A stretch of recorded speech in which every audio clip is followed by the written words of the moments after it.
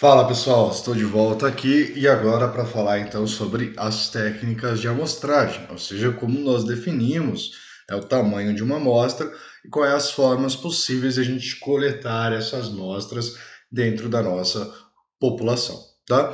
Então, gente, definindo o tamanho da amostra, tá? Então, o tamanho da amostra representado aqui pela letra M, deixa eu só fazer uma correção rapidinho na hora que eu colocar esse slide. Aqui esse N é com letra minúscula, tá? Certo? Então, definindo-se o tamanho da amostra, então N, né? Quantos dados a gente vai tomar. Para isso, a gente vai considerar alguns parâmetros, né? No caso, o chamado erro amostral, tá? O que é esse erro amostral? Quando eu tomo, né, um valor de uma determinada amostra, né, ele vai estar gerando para a gente uma diferença, tá, entre o valor verdadeiro da nossa população e o valor que a gente vai ter coletado destes parâmetros.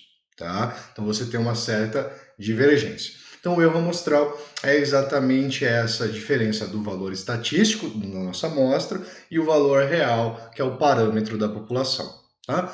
E a gente vai precisar então de um erro amostral tolerável, tá? Que é representado por E0. Né? No caso, a gente define normalmente qual é esse erro aceitável através de uma porcentagem, né? Quantos erros, qual é o valor de erro percentual que eu posso considerar ou que eu irei considerar nesse meu levantamento, tá? Exemplo, né? O resultado de uma pesquisa eleitoral, o candidato A apresenta 20%, né? Com 2% de erro amostral, ele vai estar então entre 18% e 22%. Então, aquela ideia daquele erro que proveniente dos métodos estatísticos, tá? Como que a gente vai definir então esse tamanho da amostra, tá, gente? A gente primeiro vai precisar determinar, tá, uma aproximação para o tamanho da amostra. Essa aproximação para o tamanho da amostra vai ser dada por 1 dividido pelo nosso erro amostral tolerável elevado ao quadrado. Tá? Então, isso vai gerar a nossa primeira aproximação. E o número, né, de elementos da nossa amostra, ele vai ser obtido multiplicando N maiúsculo, que é o número da população, tá? O tamanho da nossa população, vezes, então, essa nossa primeira aproximação, dividido pela soma do tamanho da população e mais a nossa primeira aproximação. Tá? Então a gente consegue uma estimativa, um tamanho para a nossa amostra. Isso é uma das formas, tá, gente? Existem outras para a gente definir o tamanho de uma dada amostra, tá? Existem outras formulações, essa é apenas uma delas. Então vamos dar uma olhada de como que a gente faz isso, tá? Então, para um erro tolerável de 4%, determine o tamanho da amostra para as seguintes populações: 200 famílias, tá? Aqui seria 20 mil famílias e aqui seria 200 mil famílias. Esse ponto está em lugar errado, deixa eu aproveitar e já corrigir. Você tem 20 mil famílias e aqui você tem 200 mil famílias, certo? E faça um esboço de um gráfico de N, ou seja, tamanho da população, no eixo horizontal versus N na vertical. Esse N, então, é o tamanho da amostra, né? O que acontece com o tamanho da amostra conforme o número, né, da população, ele aumenta, tá, gente? Então, o primeiro passo é a gente calcular a nossa primeira aproximação para o tamanho da nossa amostra. Então, a gente vai fazer 1 sobre E0, nossa tolerância, né? Nossa tolerância aceitável, né? No caso, o erro tolerável, elevado ao quadrado. Tá? Então, nosso N0 vai ser 1 dividido por 0,04. Toma cuidado, da onde que vem esse 0,04? Né? 4% é a mesma coisa que 4 dividido por 100 tá? E vai ser igual, então, a 0,04. Então, trabalhar com um valor em decimal, né? A representação em decimal. A elevado ao quadrado vão ser 0,0016 e essa divisão vai gerar uma primeira aproximação da amostra de 625 elementos, tá?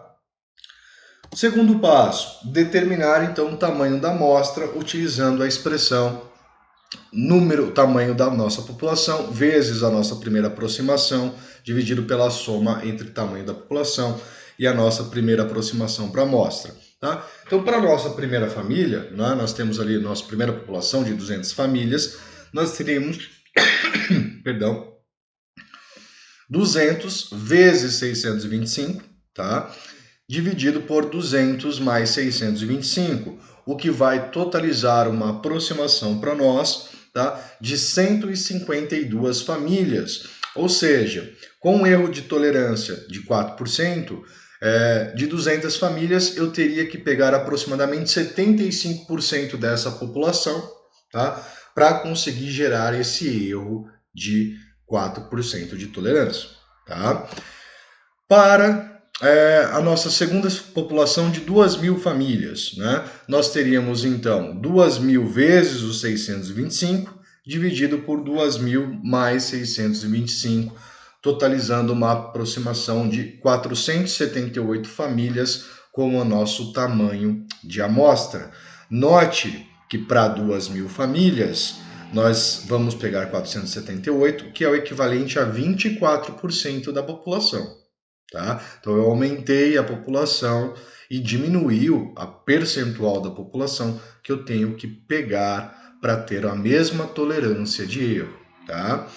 E se a gente considerar então o nosso terceiro caso com uma população de 20.000 famílias, né, nós teríamos então 20.000 vezes 625 dividido por 20.000 mais 625, gerando para a gente um total de 607 famílias, que é o referente a 3% da população.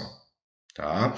Então, essa é uma técnica de extração ou de definição de número de amostras. O que nós podemos tirar daqui, né? Que é a questão do gráfico de número da amostra em relação ao tamanho da população.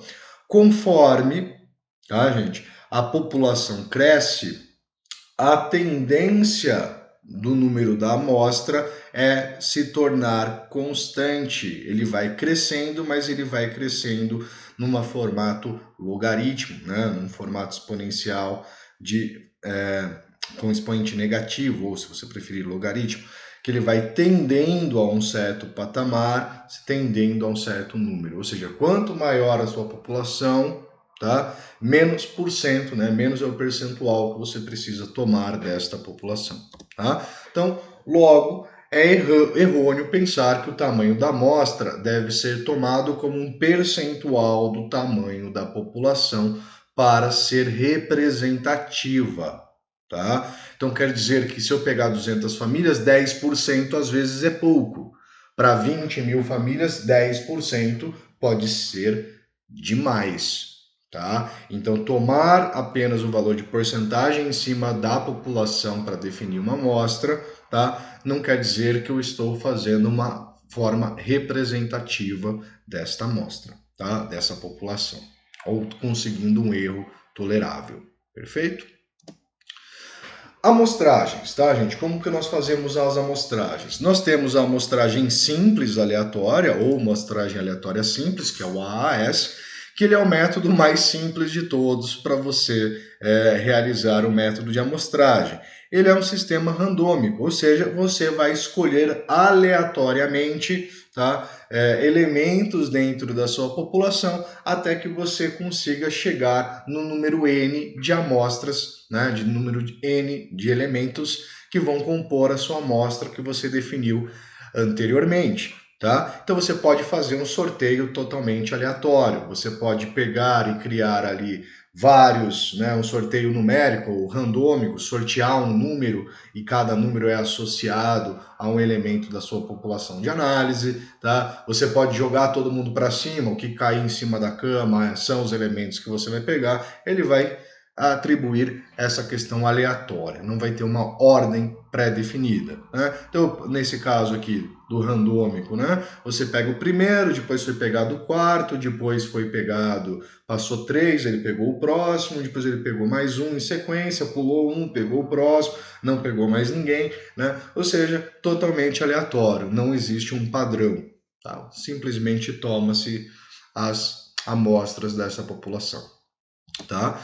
Temos a amostragem sistemática. A amostragem sistemática, a gente viu na aula passada, no estudo de caso, né, que vocês fizeram, que, por exemplo, os alunos ali, eles fizeram uma amostragem, retirando 10 elementos, né, 10 peças, a cada 15 minutos. Então, eles obedeceram uma forma sistemática, um sistema para extração dessas amostras. Tá? Então, normalmente ele é utilizado quando os elementos, né, estão dispostos de maneira organizada, por exemplo, fila ou listas, né, e de forma aleatória. Tá? Então, escolhe um ponto de partida e seleciona-se a cada k-enésimo elemento da população. Ou seja, por exemplo, vou partir deste, vou pular 2, pegar o próximo, pular 2, pegar o próximo, pular 2, pegar o próximo, pular 2, pegar o próximo, até eu atingir o número de elementos da minha amostra necessária que eu defini. Ou mesmo retirar 5 peças a cada 1 hora de um processo de fabricação.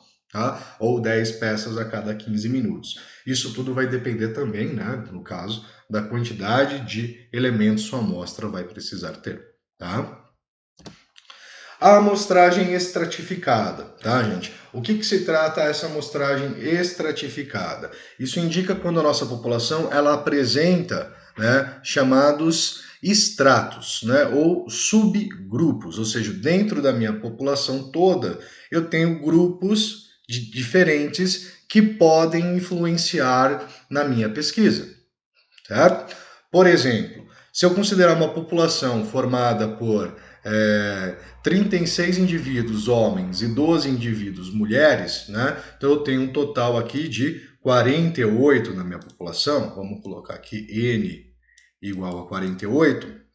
Note que essa população ela tem um maior percentual de indivíduos homens do que indivíduos mulheres. Perfeito?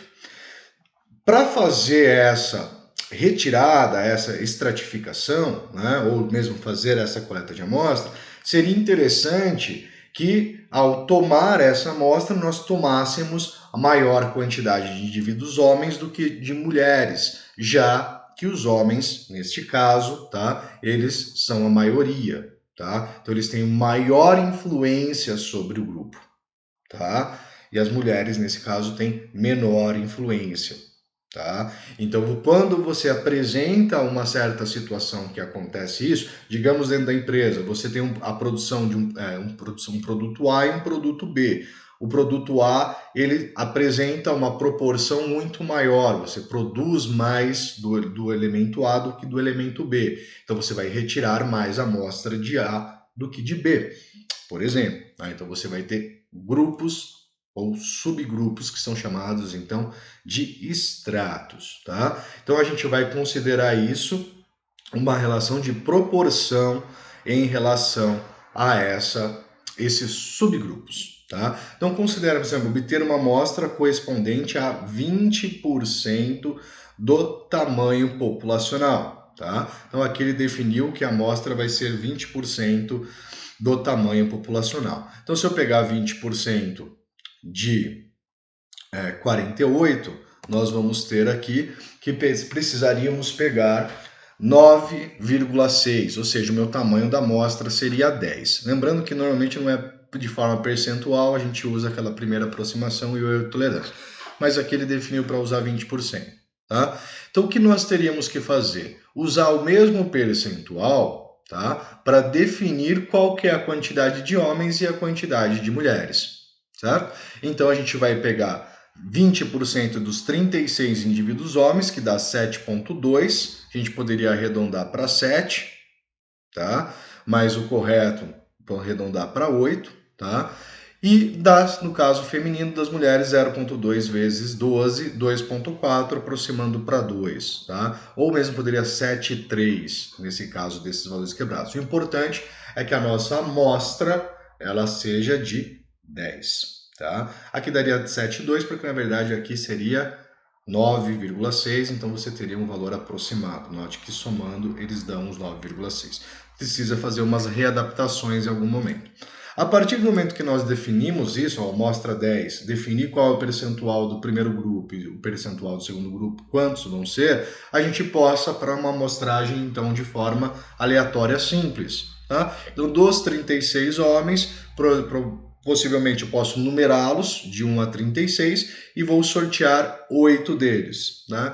Das mulheres, eu vou numerá-las de 1 a 12 e vou sortear apenas 2, compondo essa forma estratificada. Tá? Quando que a gente usa, então, esse tipo de sistema de amostragem? Né? Como as características da nossa população, ela varia de grupo para grupo.